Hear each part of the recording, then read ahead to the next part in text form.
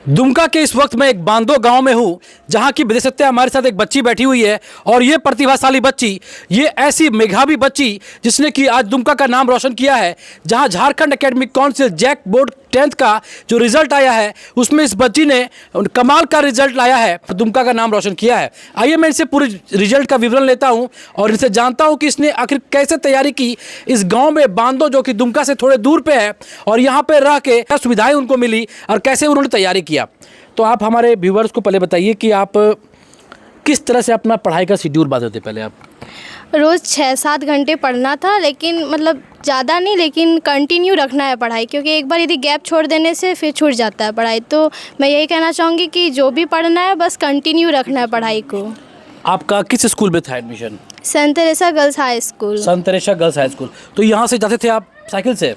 No, मेरा घर दुमका में ही है, वहीं से हम पढ़ाई करते थे। दुमका में भी आपका घर है? Yes sir. चलिए, तो आपने पढ़ाई की, आपको क्या क्या लगा कि किस सब्जेक्ट में आपको लग रहा था कि बहुत डर है? 10th में जैसे बच्चे डरते हैं ना कि मेरा सब्जेक्ट में प्रॉब्लम होता है।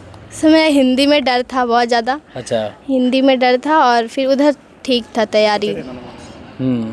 तैयारी उधर ठीक था सारे सब्जेक्ट में? Yes sir. इंग्लिश में कोई प्रॉब्लम? नो सर, इंग्लिश ठीक था और इंग्लिश में अच्छा मार्क्स भी आया है। अच्छा, चलिए मार्क्स तो मैं आपका चेक करूँगा। और बताइए कि आप किसको आप समझते हैं कि आपके लाइफ में सबसे अच्छा सपोर्ट मिला जहाँ पे आपको आपके स्टडी में? क्योंकि दुमका में आप पढ़ रहे थे रह के, फिर यहाँ आपका बांदो भी घर है, तो घर भी काम होता था एक्स्ट्रा, स्कूल से आके फिर ट्यूशन करना, तो कैसे मैनेज करते थे? किसका सपोर्ट सबसे ज़्यादा लगता था आपको? मेरे मम्मी पापा का तो था ही, लेकिन इसके अलावे मेरी बहन लोग का बहुत ज़्यादा सपोर्ट था। वो लोग मतलब कोई काम करने ही नहीं देती थी, तो हो जाता था ऐसे मैनेज। जी जी। मेरी दीदी और मेरी छोटी बहन का ही बहुत ज़्यादा सपोर्ट है, और उन दोनों के डेडिकेशन से ही मेरा आज जो है अचीवमेंट्स वही दोनों के डेडिकेशन से ही है। डेडिकेशन से हुआ है आपकी। पढ़ाई आप दिन में भी करते थे और रात में भी करते थे? रात में क्या शेड्यूल होते थे आप पढ़ाई के लिए? दिन में मैं थोड़ा कम पढ़ती थी, रात में जितना हो पाता। रात में मतलब 8 बजे खाना पीना खा के 8 से 12 तक पढ़ लेते थे, और सुबह उठ के ट्यूशन भी कहीं लिया था आपने? यस, ट्यूशन लिए थे। मेरे स्कूल के टीचर्स हैं। टीचर्स हैं? क्या नाम लेना चाहेंगे उनका आप? यस, बादल सर से मैं इंग्लिश पढ़ती थी और जयप्रकाश सर से मैं मैथ और साइंस पढ़ती थी। चलिए, किस सब्जेक्ट में आप सबसे अच्छा नंबर आया है? मैं इंग्लिश में। इंग्लिश में आया है? यस। Very good. कितना नंबर आया आपको इंग्लिश में? 100।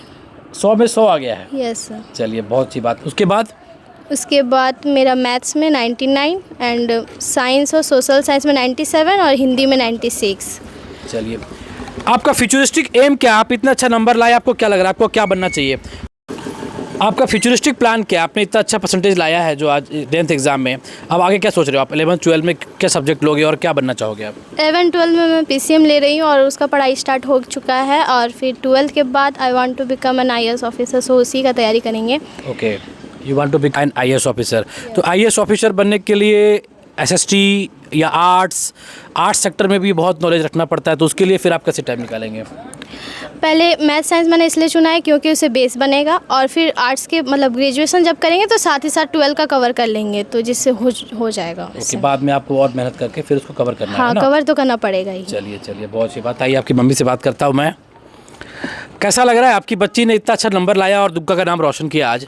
बहुत अच्छा लग रहा है। बहुत अच्छा लग रहा है? बहुत अच्छा लग रहा है। क्या कुछ कहना चाहेंगे? जब बच्चे आपकी शुरू से पढ़ती थी या फिर मोबाइल में भी इसको लत था कहीं पे? नहीं, ये इसको पढ़ने हम बोलते नहीं थे कभी, अपना मन ही से पढ़ती थी। मन से पढ़ती थी? हाँ।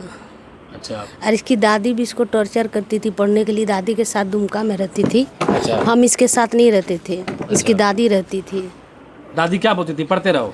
हाँ, पढ़ते रहो। वो भी उसका देखभाल करती थी। हम लोग तो मम्मी पापा घर में रहते हैं, ये तो बहन लोग के साथ, दादी के साथ दुमका में रहती थी ना।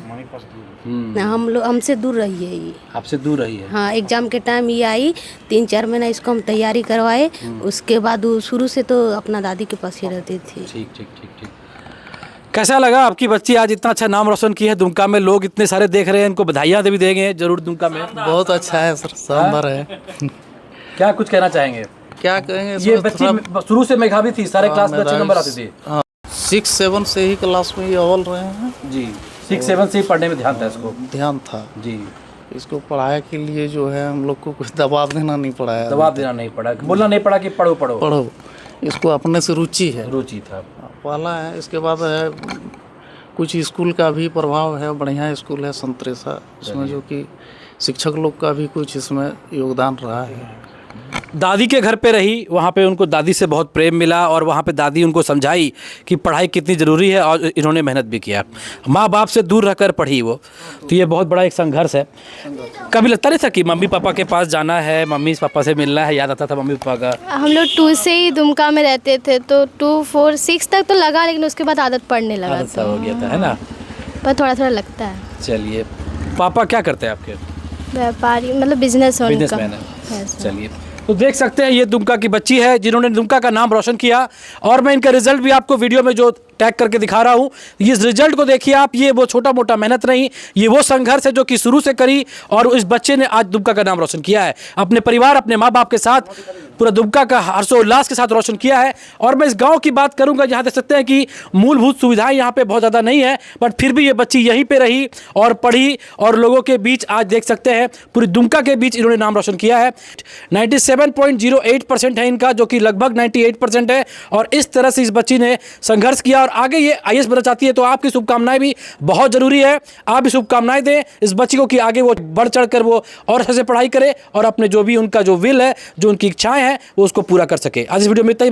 अमन जी के साथ नमस्कार। हर छोटी बड़ी खबरों जिला एक्सप्रेस। धन्यवाद, जोहार।